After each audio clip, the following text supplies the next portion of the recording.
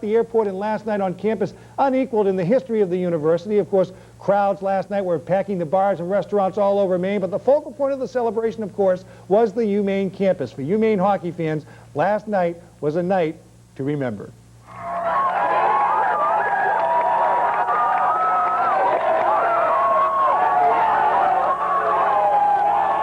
The state of Maine has never seen a celebration like this one before. A little bit on their heels now. But then again, Maine has never seen a hockey team like this before. The other way. Ball Correa breaking it. Look at For most Maine fans, there was never any doubt the Black Bears would win it. The only question was, by how much? Maine's going to win, but I don't know how much. But it's going to be a good lead. 5-3. 18-2. Yeah. Definitely 10-1. And in the first period, it looked like one of those last two predictions may come true. When the Bears went up 2-0, the 900 fans at the Maine Center for the Arts were rocking.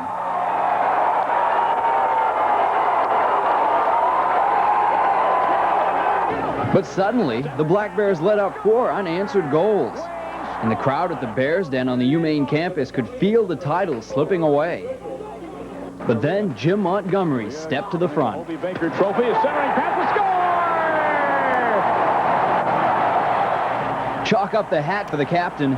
Maine comes back to win a thriller 5-4.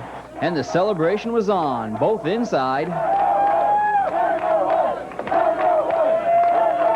and outside, where the crowds filled the campus streets.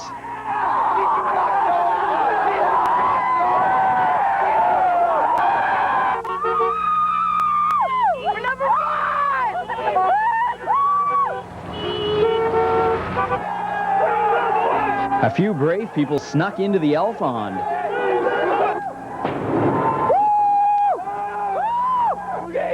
And some people did things that just seemed to have no explanation whatsoever.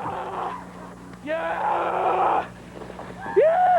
Oh my God, it's incredible! It's like nothing I ever thought before. They're finally #1. Maine's #1. They're incredible. I can't believe it. It was such a good third period. I can't believe it. Yeah, this is awesome. Come on, we the best hockey team in the country. Yeah. The best hockey team in the country. Yeah, baby, yeah.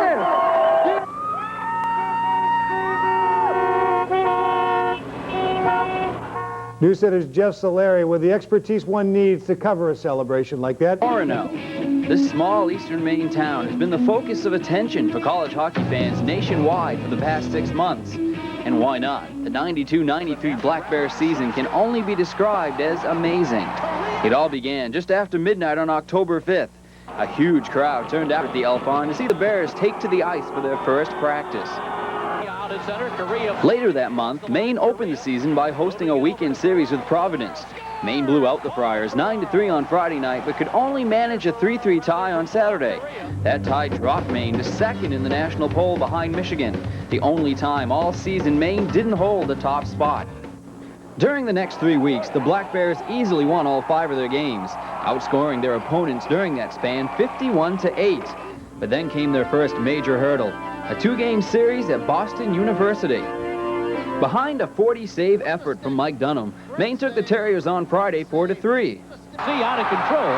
And despite a late-game brawl in Saturday's contest, the Black Bears won the game 6-3, and they were still unbeaten at 8-0-1.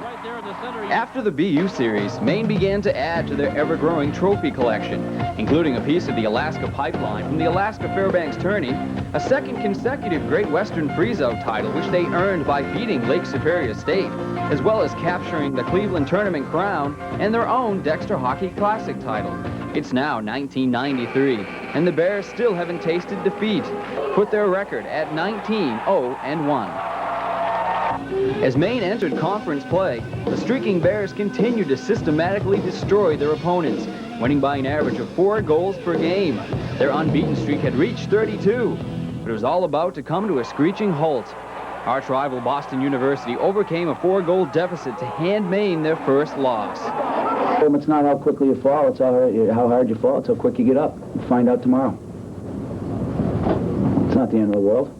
This is good for us. We need this right now, to be very blunt with you. Apparently, Sean Walsh was right.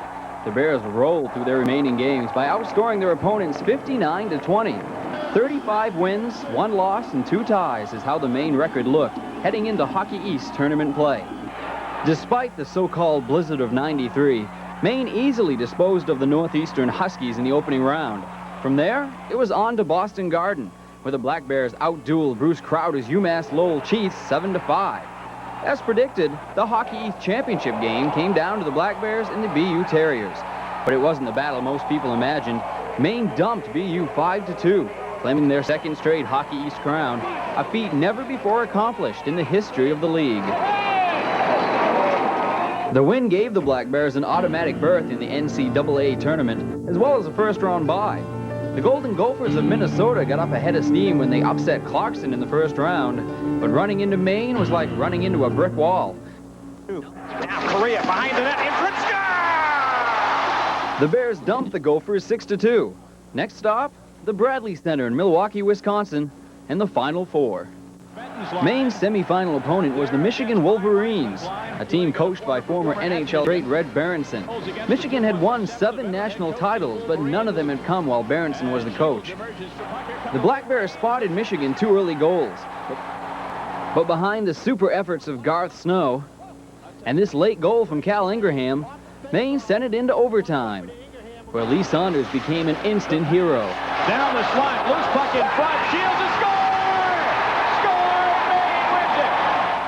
4-3 was the final. Next stop for the team, the national championship game.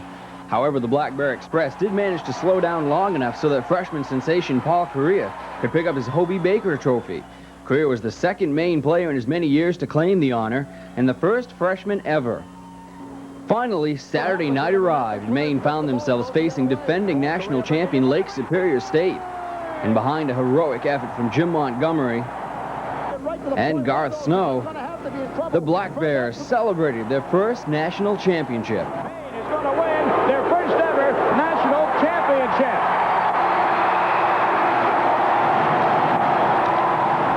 This whole season can only be described as simply amazing.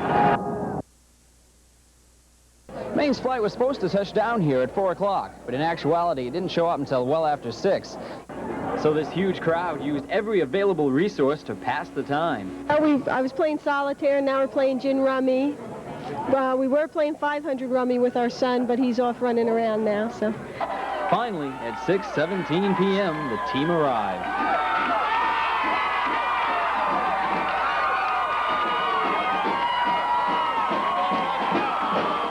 From the airport, the national champions were taken by bus back to the L Pond, where another 6,000 plus fans were waiting to thank them.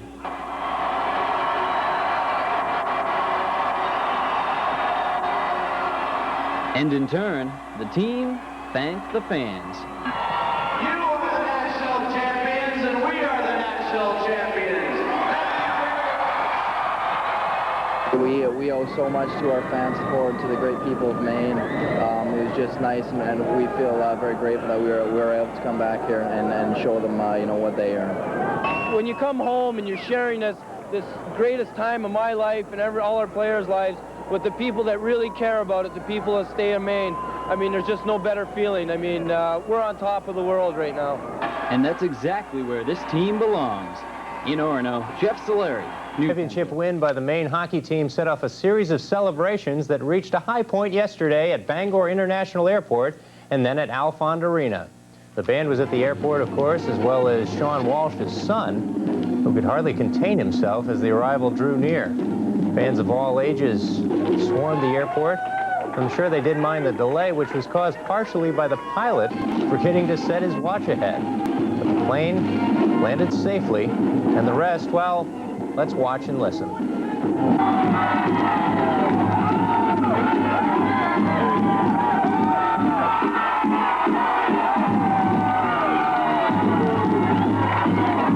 Did you expect this kind of reception when you got here? I don't know, Rod. We're just hoping that people would appreciate it. We appreciate everybody, and it's just our way of saying thanks. Has it sunk in yet? No, not at all. I can't wait to get to Alfond.